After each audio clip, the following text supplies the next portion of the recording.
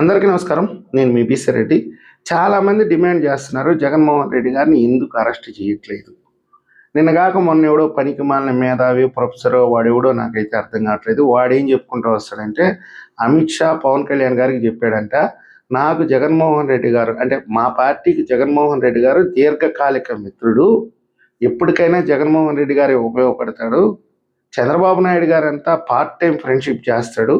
కాబట్టి నువ్వు కూడా చంద్రబాబు నాయుడు గారిని నమ్మొద్దు, జగన్మోహన్ రెడ్డి గారిని నమ్ముకో, లేదంటే నీ పార్టీని బ్రహ్మాండంగా అభివృద్ధి చేసుకో, మన ఇద్దరం కలిసి రాష్ట్రంలో అధికారంలోకి వస్తాము అనే రకంగా ఆ ప్రొఫెసర్ మేధావి గొట్టంగాడు ఒక వీడియో రిలీజ్ కావటం, దాని మీద చాలా చర్చ జరుగుతుంది. కొంతమంది అయితే బీజేపీకి లొంగిపోయి తెలుగుదేశం పార్టీ జగన్మోహన్ రెడ్డిని అరెస్ట్ చేయట్లేదేమో, లేదా అమిత్ షా ఏమన్నా జగన్మోహన్ రెడ్డి గారిని కాపాడుతున్నాడేమో. ఈ బుర్ర తక్కువ మేధావులకు అందరికీ అర్థం కానిటువంటి విషయం ఏంటంటే, అమిత్ షా గారికి కానీ బీజేపీకి కానీ జగన్మోహన్ రెడ్డి గారి మీద అంత ప్రేమ అభిమానాలు ఉంటే, అరే బాబు నువ్వు 2024 ఎన్నికల్లో డిపాజిట్లు కూడా కోల్పోతావు, అమరావతికి కట్టుబడి ఉండు, పోలవరం నిర్మాణం పూర్తి చెయ్యి, ప్రజలతో మమేకమయ్యి ముందుకు కొనసాగు, రాజకీయ కక్ష సాధింపు చర్యలకి దూరంగా ఉండు, ఈ విధంగా కొంత హితబోధ చేసేవాళ్ళు. నువ్వు కానీ మంచి మెజారిటీతో గెలిస్తే, ఎక్కువ పార్లమెంట్ స్థానాలు వస్తే మాకు కూడా ప్లస్ అవుతుందిరా కేంద్రంలో. ఎందుకంటే ఆల్రెడీ అతను వాళ్ళకి సపోర్ట్ చేస్తున్నాడు. గతం 5 ఏళ్ళు ఆయన చేసింది అదే. కాబట్టి జగన్మోహన్ రెడ్డి గారి వల్ల బీజేపీకి వచ్చిన నష్టమేం లేదు. అయితే ఇక్కడ ఉండేటటువంటి రాష్ట్ర పార్టీ మేము ఏకైక రాజధాని అమరావతికి కట్టుబడి ఉన్నామని ఎందుకు చెప్పండి. బీజేపీ అంతలా వైఎస్ఆర్సీపీకి సపోర్ట్ చేసే పని అయితే ఇక్కడికి వచ్చి వాళ్ళు ఎందుకు పోరాటం చేస్తారు? రాష్ట్ర పార్టీ కేంద్ర పార్టీ ఆదేశాలని ధిక్కరించి ఇక్కడైతే వాళ్ళ కార్యక్రమాలు చేయరు కదా. దీని గురించి లోతుగా డిస్కస్ చేయడం అంటే పనికి మాలిన విషయం ఇంకోట్లేదు. దయచేసి అర్థం చేసుకోండి. ఇది పక్కన పెట్టండి. అసలు జగన్మోహన్ రెడ్డి గారిని అరెస్ట్ చెయ్యాలా లేకపోతే అలా వదిలేయాలా అనే దాని మీద మీ అభిప్రాయాన్ని కూడా తప్పకుండా కామెంట్ రూపంలో తెలియజేయండి. కూటమి అధికారంలోకి వచ్చిన తర్వాత వీళ్ళ ముందు 3 ఆప్షన్లు. 1 ఈ రాష్ట్రాన్ని అభివృద్ధి చేయటం, 2 రాజకీయం చేయటం, 3వది రాజకీయం ప్లస్ అభివృద్ధి. ఫస్ట్ అభివృద్ధి చేయటం అంటే ఇప్పటి వరకు ఆంధ్రప్రదేశ్ దివాలా తీసింది, ఒక రాజధాని కూడా లేదు. కొన్ని అయితే పారిపోయారు, కొన్ని పరిశ్రమలు అయితే. వీళ్ళనందరినీ వెనక్కి తీసుకురావాలి, రాజధాని నిర్మాణం జరగాలి. ఎక్కడైతే పోలవరం ఆగిపోయిందో అక్కడి నుంచి ప్రారంభించాలి. విశాఖపట్నానికి ఐటీ కంపెనీలు తీసుకురావాలి, రాయలసీమకు కూడా భారీ పరిశ్రమలు తీసుకురావాలి. ఇదంతా కలిసి అభివృద్ధి. ఇక 2వది రాజకీయం చేయడం అంటే జగన్మోహన్ రెడ్డి గారు 5 ఏళ్ళు ఏదైతే తెలుగుదేశం పార్టీని నాశనం చేయాలని చెప్పి కక్షగట్టి నాయకులను మొత్తాన్ని గృహ నిర్బంధానికి పరిమితం చేసి అరెస్టులు చేసి చివరాఖరికి చంద్రబాబు నాయుడు గారిని కూడా 53 రోజులు జైల్లో పెట్టాడు కదా. పవన్ కళ్యాణ్ గారిని నడి రోడ్డు మీద పడుకోబెట్టాడు కదా. ఆ విధంగా తెలుగుదేశం పార్టీ, జనసేన, బీజేపీ కలిసి జగన్మోహన్ రెడ్డి గారి పార్టీని నాశనం చేయడం కోసం ఇక రోజా గారిని, వల్లభనేని వంశీని ఎలాగో అరెస్ట్ చేశారనుకోండి, కొడాలి నానిని, ఇంకా మిగతా పేర్ని నాని, వీళ్ళందరినీ కూడా తీసుకుపోయి అరెస్ట్ చేయటం, ఎక్కడైతే వైఎస్ఆర్సీపీ పార్టీ ఆఫీసులు ఉంటాయో వాటి మీద దాడి చేయటం, వైఎస్ఆర్ విగ్రహాలను తొలగించడం, జగన్మోహన్ రెడ్డి గారి మీద రాళ్ళు వేయడం, ఇవన్నీ చేయాలి. దీనివల్ల ఏం జరగద్ది? జగన్మోహన్ రెడ్డి గారి పట్ల జనాల్లో కాస్త సానుభూతి వస్తుంది. సానుభూతి విషయం పక్కన పెడితే జగన్మోహన్ రెడ్డి గారు ఏం చేశాడో చంద్రబాబు నాయుడు గారు అంత అనుభవం ఉండి కూడా ఇదే చేస్తున్నాడు.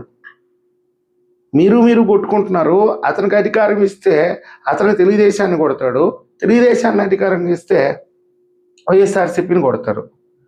మీ ఇద్దరి మధ్య మా భవిష్యత్తు నాశనం అయిపోతుంది. అంతకంటే ప్రజల్లో వచ్చే అభిప్రాయం ఏది ఉండదు.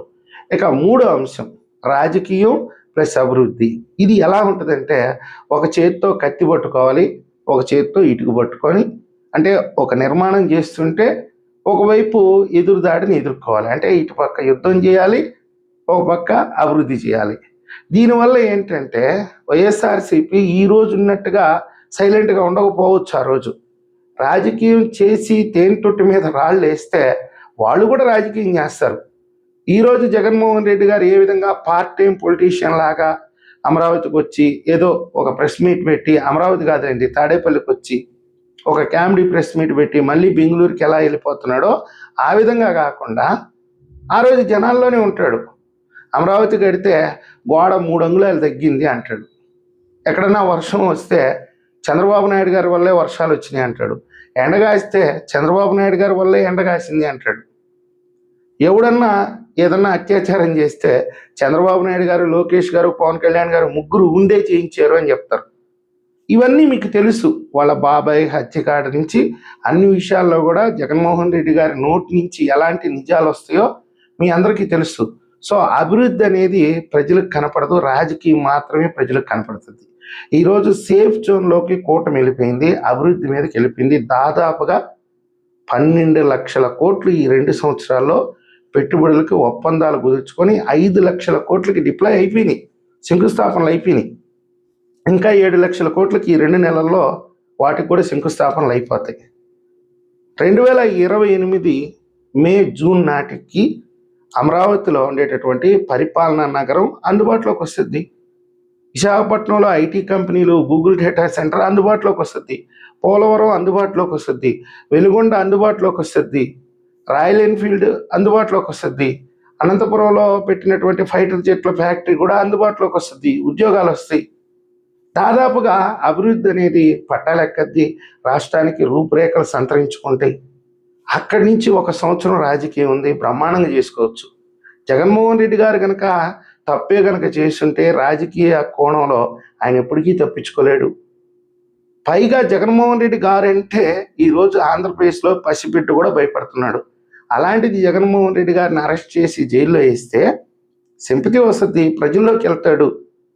నేనేదో తప్పు చేస్తే చేసి ఉండొచ్చు, కానీ వాళ్ళు ఎంత పెద్ద తప్పు చేస్తున్నారు చూడండి అని. ప్రజల ఆలోచన విధానం అనేది ఎట్లా ఉంటుందంటే నిన్న ఏం జరిగింది అనేది కాదు, ఈరోజు ఏం జరిగింది, రేపు ఏం జరగబోతుంది అనే దాని గురించి ఆలోచిస్తారు. జగన్మోహన్ రెడ్డి గారు మిమ్మల్ని కొట్టాడు, మీరు ఏదైనా కొట్టేది ఉంటే ఒక 2-3 నెలల్లో కొట్టేసి అయిపోవాలి. కానీ ఇదేంది 5 ఏళ్ళు, ఈ పోరాటం ఏంది, ఎందుకు ఆంధ్రప్రదేశ్ ప్రజలకి తలకి బొప్పు గట్టిపోయిందంటే కోవిడ్ టైంలో కూడా జగన్మోహన్ రెడ్డి గారు రాజకీయం చేశాడు. కోవిడ్ టైంలో కూడా తెలుగుదేశం పార్టీ నాయకుల్ని అరెస్టులు చేయటం, కార్యకర్తలను అరెస్టులు చేయటం, సామాన్యుల మీద దాడులు చేయటం, ఇవన్నీ కూడా జగన్మోహన్ రెడ్డి గారు చేశాడు కాబట్టే 11 స్థానాలు వచ్చినాయి. ఈరోజు జగన్మోహన్ రెడ్డి గారు ప్రశాంతంగా ఉంటున్నాడు బెంగళూరులో. ఎందుకు ఆయన్ని రెచ్చగొట్టి ఈరోజు రాజకీయం చేసి అభివృద్ధికి ఆటంకాలు కల్పించుకోవటం ఎందుకు? ఈరోజు 90 మంది ప్రజలకి మంచి జరుగుతుంది, 10% మంది తెలుగుదేశం పార్టీ కార్యకర్తలు నష్టపడ్డా పర్వాలేదు, కానీ 90 మంది సామాన్య ప్రజలకి మంచి జరిగేటటువంటి అవకాశం ఉంది. కాబట్టి ముందు పళ్ళెంలోకి అన్నం రావాలా, ఆ అన్నం తిన్న తర్వాత శక్తి వస్తే, శక్తి వచ్చిన తర్వాత ఏమైనా చేయొచ్చు, మాట్లాడచ్చు, కొట్టొచ్చు, తిరగొచ్చు, ఏమైనా చేయొచ్చు. సో ఆంధ్రప్రదేశ్ విషయానికి వస్తే పవన్ కళ్యాణ్ గారు కానీ, చంద్రబాబు నాయుడు గారు కానీ, నారా లోకేష్ గారు కానీ ఇదే ఆలోచించి ఉంటారేమో. ముందు రాష్ట్రాన్ని అభివృద్ధి చేసుకోవాలి. లాస్ట్ 1 ఇయర్ ఉంటుంది, ఆ 1 ఇయర్లో ఎలా కావాలంటే అలా రాజకీయం చేసుకోవచ్చు. పైగా జగన్మోహన్ రెడ్డి గారు చేసిన తప్పులు ప్రజలకు స్పష్టంగా తెలుసు. అవి ఎప్పటికెప్పటికీ మనం అప్డేట్ చేసుకుంటూ ఉంటే చాలు. కానీ జగన్మోహన్ రెడ్డి గారితో యుద్ధం చేస్తే ఇలా దృష్టి అంతా యుద్ధం మీదకి వెళ్ళిపోతుంది, కానీ రాష్ట్ర అభివృద్ధి సంకనాగిపోద్ది. పైగా పెట్టుబడులు కూడా వచ్చే అవకాశం లేదు. ప్రతినిత్యం ఈ రాష్ట్రం అనేది రావణ కాష్టం లాగా తగలబడిపోతూ ఉంటే పెట్టుబడి పెట్టేవాడు ఎందుకు వస్తాడు? ఎవడు అధికారంలోకి వస్తాడో, ఎవడు ప్రతిపక్షంలోకి వస్తాడో తెలియని పరిస్థితి ఈరోజు ఉంటే ఈ రాష్ట్రంలో పెట్టుబడులు ఎక్కడి నుంచి వస్తాయి? ఈరోజు లక్షల కోట్ల పెట్టుబడులు వస్తున్నాయంటే ఈరోజు ఆంధ్రప్రదేశ్ అనేది పీస్ఫుల్గా ఉంది.